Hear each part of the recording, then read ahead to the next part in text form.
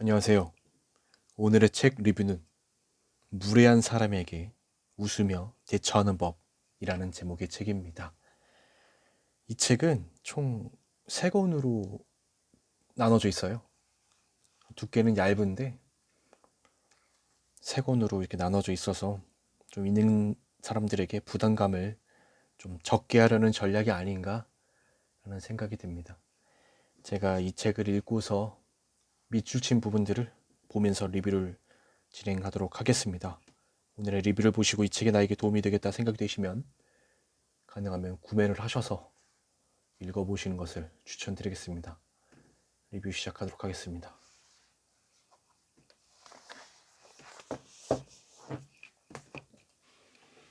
사람은 누구나 실수를 할 수 있지만 그것이 잘못인 줄 모르면 반복하기 마련이다. 높은 자리로 올라갈수록 나이가 들수록 무례한 사람들이 많아지는 건 타인에게 제지당할 기회를 얻지 못해서이기도 하다.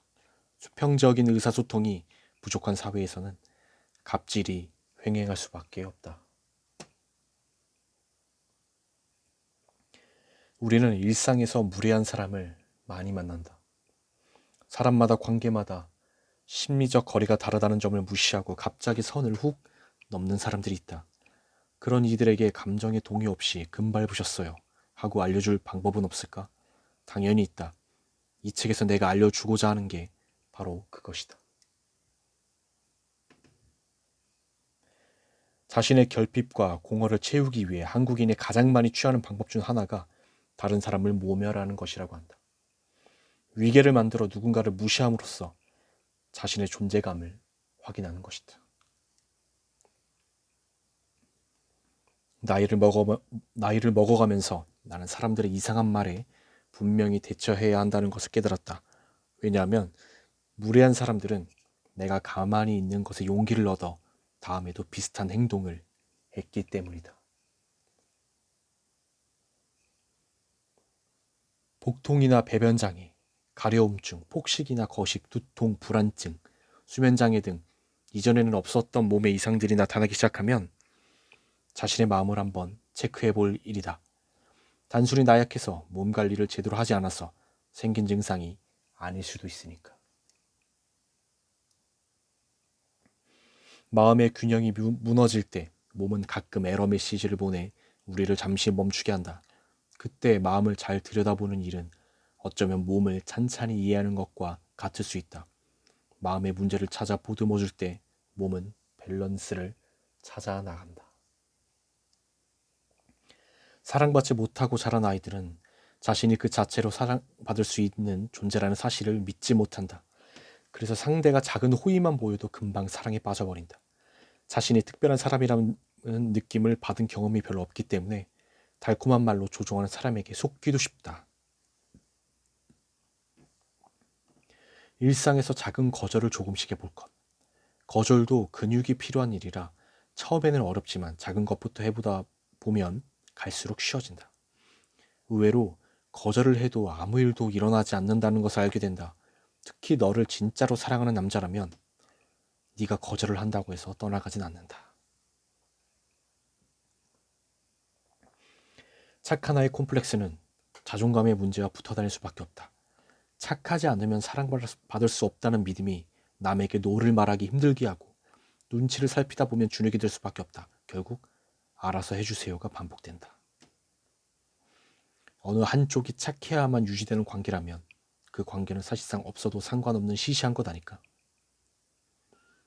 많은 취향이 우리가 주체적으로 선택한 것 같지만 사실 타협의 결과일 뿐이지 않는가. 안목이란 자본과 충분한 시간이 갖추어졌을 때, 실패해도 괜찮은 여유가 있을 때 생겨나는 것이다. 사람은 모든 질문에 대답하지 않아도 된단다. 모든 것에 대답하려고 하면 어떻게 되는지 알아? 잃어버린단다. 자기 자신을.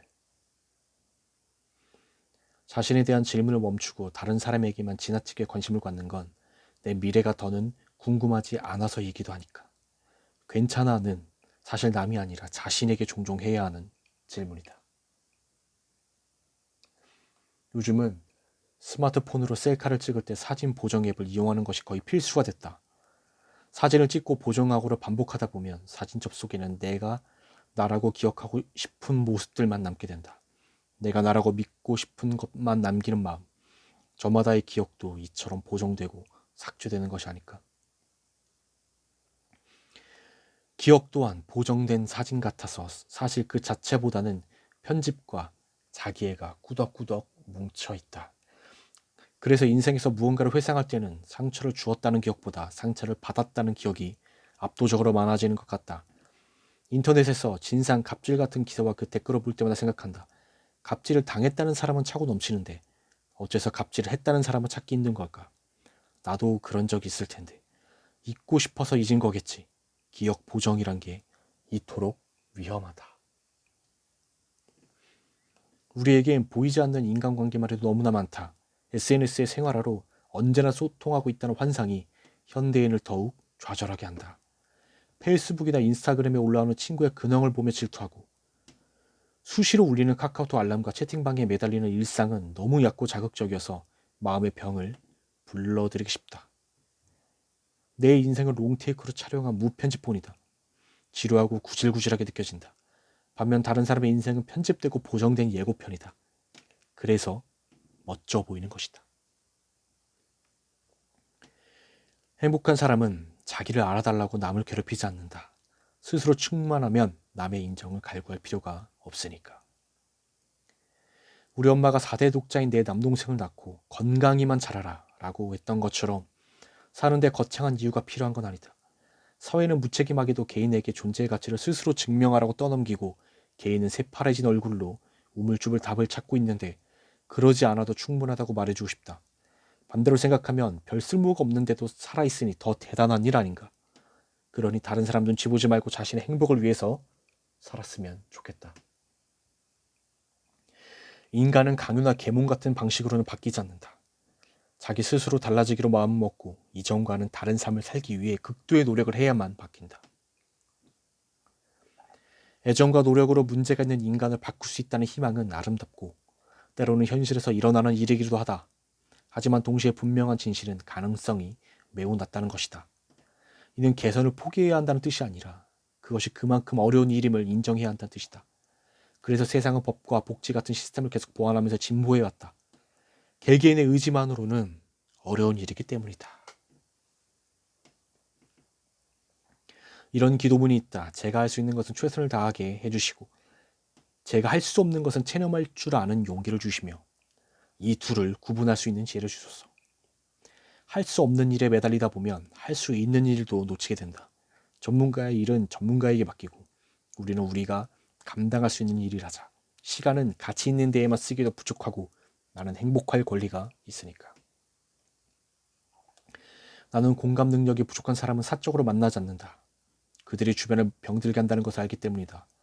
공감 능력이 부족한 사람은 다른 사람에게 아무렇지 않게 피해를 준다. 딱히 악의가 있는 것은 아닌데도 결과적으로 그렇게 된다. 다른 사람들을 자신과 같은 인격체로 여기지 않고 의사결정을 하기 때문이다.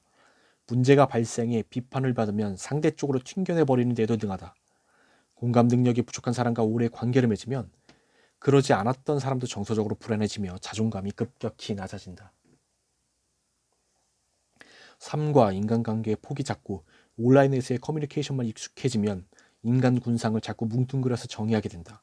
그러다 보면 학생은 급식충이고 엄마들은 맘충이며 노인들은 틀딱충이 돼버리는 것이다.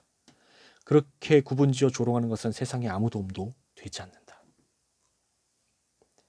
소설가 김훈이 기자를 보면 기자 같고 형사를 보면 형사 같고 검사를 보면 검사 같은 자들은 노동 때문에 망가진 것이다.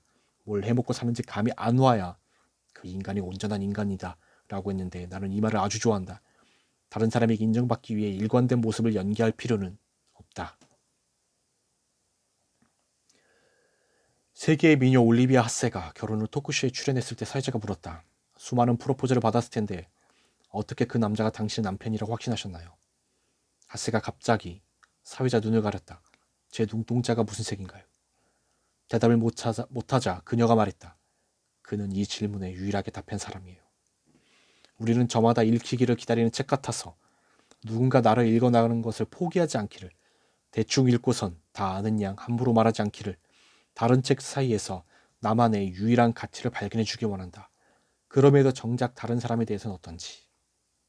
우리는 누가 나를 처리해버리면 화를 낼 거면서 남들은 쉽게 처리해버린다.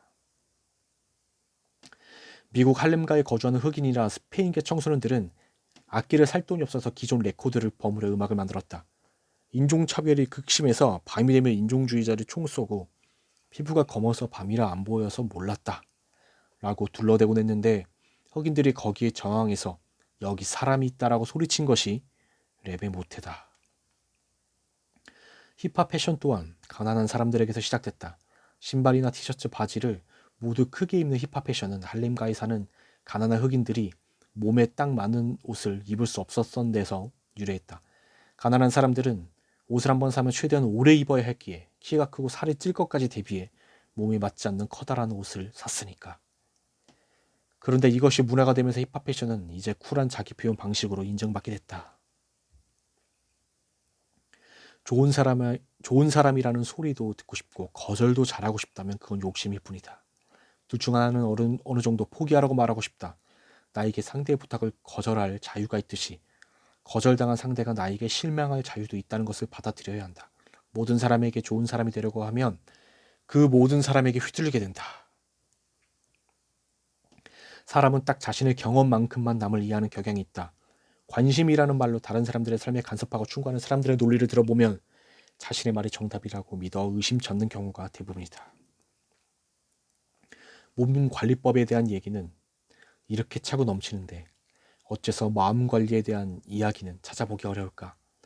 나 몸이 아파라고 말하는 것은 괜찮지만 나 마음이 아파라고 말하는 것은 큰 약점같이 느껴지기도 한다. 이 결혼해도 될까요? 저 공무원 시험 쳐도 될까요? 같은 질문을 접할 때 나는 속으로 생각한다. 이렇게 남에게 묻는 걸 보니 하지 않겠구나라고. 흔들리는 사람은 다른 사람의 평가나 조언을 거대하게 받아들인다. 확신 있는 사람은 남에게 물을 시간에 그 일을 이미 하고 있다. 회사의 명함을 자신과 동일시하다 보면 훗날 자신을 지켜주던 명함이 사라졌을 때 황망해진다. 회사나 회사 사람들에게 너무 큰 가치를 부여하고 너무 많은 것을 바라선 안 된다. 회사가 자기 개발도 시켜주고 영혼의 단짝도 찾아주는 좋은 곳이라면 애초에 월급을 줄 리가 없지 않은가. 사람과의 관계는 좋을 때가 아니라 좋지 않을 때 민낯이 드러나기 마련이다. 깊이 있는 관계는 함께한 시간과 비례하는 것이 아니다. 알고 지낸 지 오래됐지만 만나는 것이 불편해지기 시작하면 당분간 만나지 않고 뾰족한 말을 던지는 사람에게는 여러 번 경고하다 정도가 심해지면 관계를 끊는다. 육아 전문가들은 아이에게 여러 번 설명했음에도 계속해서 소리를 지르거나 때를 쓴다면 달래주지 말라고 조언한다. 아무 말도 하지 않고 가만히 쳐다만 보거나 하던 일을 멈추고 그 자리를 떠나는 것도 방법이라고 한다.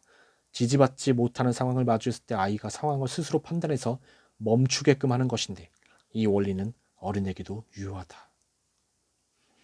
나에게 피해를 주는 사람들을 자꾸 참으면 내가 무기력해진다.